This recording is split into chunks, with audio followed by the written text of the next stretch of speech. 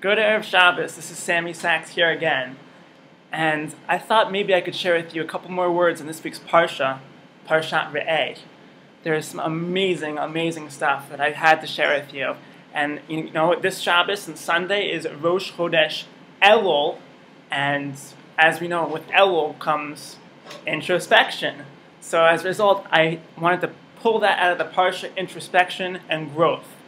And it's not very hard because it is, after all, the Torah, and so its nature is introspection and growth. You get that.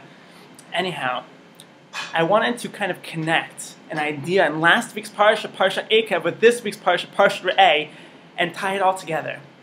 You know, there's some very fascinating concepts in this week's Parsha. We have laws that Moshe is giving Klal Yisrael right before we enter Eretz Yisrael. Things we should do, things we shouldn't do. It's a big mitzvah to enter Eretz Yisrael. And believe it or not, that is a mitzvah that is accomplished with your whole body. There are very few mitzvot that are accomplished with your entire body. In fact, there is just one other, which is Sukkah. Sukkah is something, a mitzvah that is accomplished using your entire body. And guess what? Where is this mitzvah found within the Torah? You got it in the same Parsha, Parshat Re'eh. Both mitzvot that are accomplished using your whole body are found in this week's Parsha. You could say mikvah, but mikvah is technically a hechsher mitzvah maybe, so it's not. We'll exclude that. This is amazing. So we have two mitzvot, Sukkah and Kedushas Eretz Yisrael.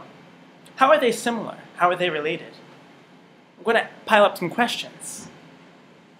You know, last week's Parsha was Parsha Eikev, and we said Eikev Tishma'un. And a lot of the commentators say, Eikev, what's Eikev? Eikev is a heel, and Rashi says, what's the Parsha talking about?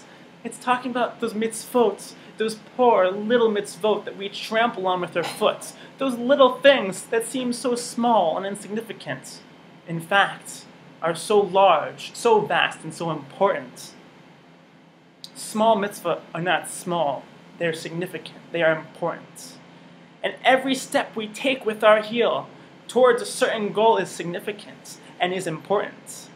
You know, God created the world with 10 ma'amarot, 10 utterances. Now one could ask, why did God create the world with 10? He is more than capable in creating the world with just one. Well, answer is simple. God created the world with 10 because in this 10-word process, he went through a whole evolution, quote unquote, not to get, but there was a process as described through the Bible, through the Torah. And it teaches us that if we want to build something, if we want to look into ourselves and recreate ourselves, it's a process. It doesn't just happen in one phase, it happens over time. One step, then the next step, then the next step after that. Everything in the world happens in a process. And this idea is rooted in the creation of the world. God was sending us a message through those 10 utterances. He didn't just say one word, he said 10 statements. And those 10 statements built upon the previous foundation, upon the previous, until he created the world. For us, for people who want to improve themselves, it's a process. And each step is important. That's Eikev Tishma'un. You take your heel, and you take one small step. It's one small step for man. And every step is significant because it gets you a little bit closer to your goal. You know, there's this famous midrash that talks about Sukkah, and it says that in the end of days, all the peoples who didn't do what they were supposed to be doing are going to come to God and beg him for forgiveness and say, sorry, we're sorry for not listening to you. Please, don't punish us. And God's going to have mercy on them. And God will say, what? I will give you one more opportunity. The mitzvah is called the mitzvah of Sukkah. Dwell in my little house and dwell with me, and together we will sit. And if you can fulfill this commandment, I will grant you atonement and closeness to me. All the people will go inside, and then God's going to bring out his mighty sun, and it gets a little bit uncomfortable. And people are there, and we have to be in the sukkah for several days.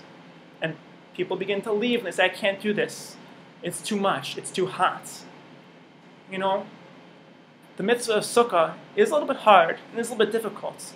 But you take each day at a time, slow, slow, and you achieve that closest to God. Sukkah is representative of a process. You know, there's a mitzvah of sukkah called ta'aseh lo min ha'asoi, that a sukkah has to be made from something natural, not from something that's already been created and fashioned and formed in a factory. You couldn't take bedboards that have made in some factory out in Iowa and use them as the schach of your sukkah. That would be against, it would be violating ta'aseh lo min ha'asoi. Sukkah is about the process, putting your effort into it, building it, working on it, and then residing in it for those period of days. Ta'aseh lo min ha'asoi, not from that which was made. It's the same thing with Eretz Yisrael. That principle of ta'aseh lo min ha'asoi is the same thing by Eretz Yisrael. Eretz Yisrael isn't just going to be all of a sudden given to us and Mashiach is there and the Beis Mikdash is there. Ta'aseh lo min ha'asoi. We have to build it. We have to work on it. We have to develop it. Every step that we take, every person that goes and makes aliyah, that's one step closer. Ta'aseh lo min ha'asoi, a process. And through the process, that's how we achieve the goal. Sukkah and Kedushas Eretz Yisrael, Knesset Eretz Yisrael are two mitzvot that are done with your entire bodies, and they're both processive. They happen in a process, and every step is important. And you know, it's interesting because ta'aseh lo min ha'asoi, the shoresh asoi, asu, what's the word asu? It's actually the letters of the name Esav. Esav is defined by the opposite of this process. What is asoi? Something that is built. It's based on this philosophy that things should happen right away, should happen now. Yaakov was not about happening now. Yaakov was about a process. If you look, when Yaakov meets up with Esav after many years, Yaakov's very nervous, and Esav's there, and they finally meet up, and Esav says, "Here, come with me, let's go." And Esav says, "Sorry, I can't go. I'm a slow person. My tribe is slow. We take things slow. We can't go fast." This wasn't just talking about physical constraints.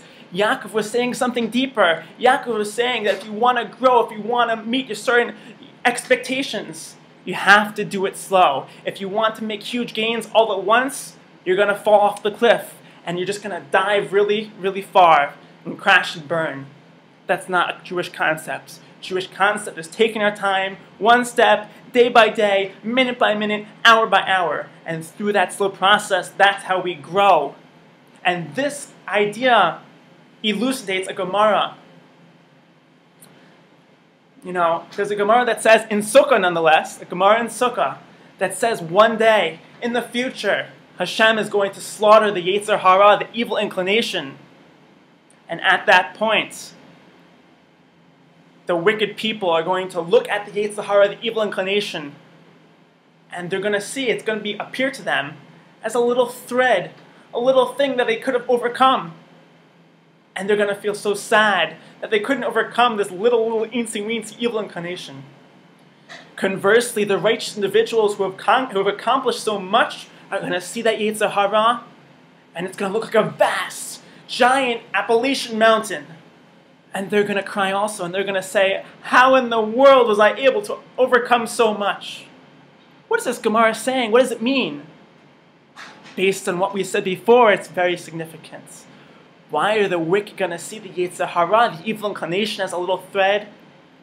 Because they're going to see it from one perspective. They're going to see the Yetzer Hara, you know, if they just would have overcome that one little step. Taking the first step is the beginning of the journey to becoming a righteous individual. The reason why they saw it as such a small thing, because in the very beginning it is such a small thing. The righteous people, when they look back at that great mountain, they're looking at every accomplishment, every little step they took that got them to this great vast point. It's a matter of perspective. The wicked see those small things, and every person can accomplish great things, but they must happen through a series of very small things. We don't believe in going bounds at a time. It's one step at one time to accomplish great things. And I think that's the point. We have to go slow. We have to take that one step. Ekev tishma'un, if you use your heel and take one step, then the next step, the next step. That is how we achieve greatness in the world. And this bring you one more story that's really amazing, really beautiful, and really fascinating. A Gemara in Brachot, I think it's Lamed Gimel. There's a story that there was a snake, and he was torturing the town. People were afraid to leave their homes. So even the people who learned in the Beit Midrash, the Jewish students who studied in the house of study, they didn't want to go there, they were afraid. The righteous rabbi got up, and he went out and he said, I'm going to handle this situation. He goes, and they show him where the big giant hole of the snake is, and the snake was a mammoth, it was a beast. He goes to the hole, he takes off his shoe, and he puts his heel right by the snake hole. Out comes this big venomous snake, bites him right in the heel. And you know what the Gemara says happens? The snake died. He takes the snake on his shoulder, brings it back to the house of study, the Beit Midrash, and shows everyone, snakes don't kill. Averot, sins kill. And because he was purified in sins pertaining to the heel, he did not die. What does that mean? He was purified with sins of the heel. He took his time. He had kavanah and praying and davening and working everything out step by step. You know how the snake overcomes people? You know how he tricks us? What happens when a snake bites your heel?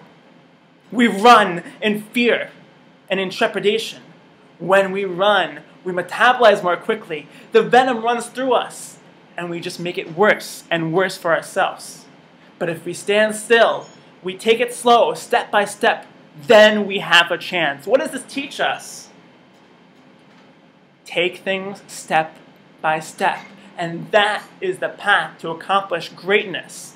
We have this paradigm already set for us in the creation of the world, Ma'aseh Bereshit. The snake was punished, and what was going to happen? God says that man is going to step on the head of the snake, and snakes will bite at the heels of man. We know Bereshit is not to be taken literally, but what does this metaphorically symbolize? It symbolizes that man always wants to move fast, to move quickly, to move in leaps and bounds. But that is not the path to success. That is not God's path, as we see in the creation of the world, and it should not be our path. This is the idea we got to take home from the Parsha of Ekev, and from this week's Parsha of Re'eh. We have to see, we have to observe, use our heel, take it step by step. Follow in the ways of Yaakov, internalize the message of Kanisat Eretz Yisrael, internalize the message of Sukkah. And through that, we're going to have an amazing Elul, and an amazing Shabbos, and an amazing Rosh Hashanah. Have an amazing Shabbos and a great year. Bye.